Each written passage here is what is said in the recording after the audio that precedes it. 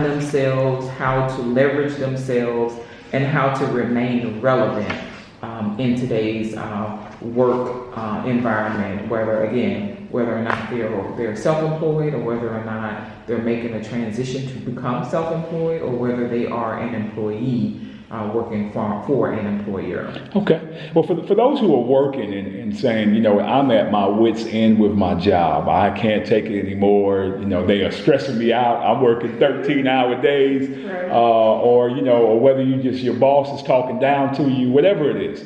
For those who are working a job, leverage your job. Leverage the skills that you've obtained, leverage the money, and you even use the network. One thing I always tell people, oftentimes companies today, they want to do what we call the stretch assignment process.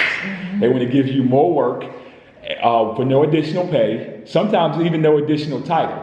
And they say, hey, you know, Jerry, can you do this extra job for me? If you do it, find a way that you can use that thing that you're doing at that moment to be able to be a talking point to your next position. So if that, you know, I can think of a time where I had to manage a campus pretty much with no extra money. Had I had to look for another job at that moment, what I would have done, I would have had my talking points and everything ready to show that I can manage a certain amount of people, or a certain department, or a certain group of people. Mm-hmm. So be able to leverage your skills, your money, and the network of your job. You may hate your job, okay? Right. You may despise going to work every Monday, but at the same extent, remember that use them the same way they may be using you. Right. Find a way to leverage that. Right. Number 2, if you learn nothing else from this conversation today, have multiple streams of income. Mm-hmm. Never rely on one stream of income.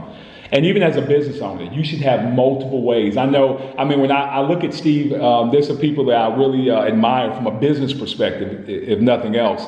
Michael Strahan, mm-hmm. Steve Harvey, and I like the journey they've had over the past couple of years. Taraji P. Henson, mm-hmm. another person.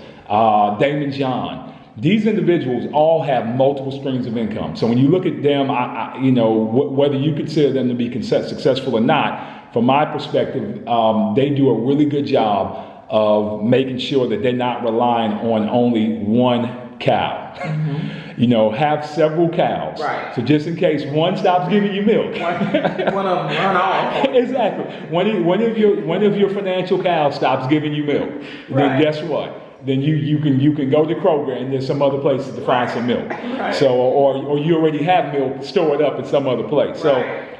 So another thing, do the personal SWOT. Make sure you think of remember that's your strengths, weaknesses, opportunities, and threats. Mm-hmm.